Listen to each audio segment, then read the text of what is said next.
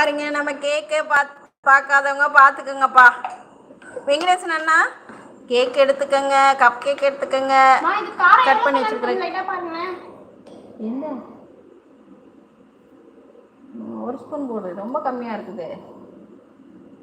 வெங்காயம் ஒரு ஆஃப் வைக்கலாம். எங்கள் ஊரில் பக்கத்தில் ஹாஸ்பிட்டல் போதும் போதும் போடும். ஹாஸ்பிட்டல் இல்லை, பஸ் ஏறி தான் போகணும். அதெல்லாம் எங்களுக்கு தெரியாதுப்பா, உங்கள் கஷ்டம் அது. சரி, இது நீங்கள் 30 நாள் வச்சு சாப்பிட்ணும்.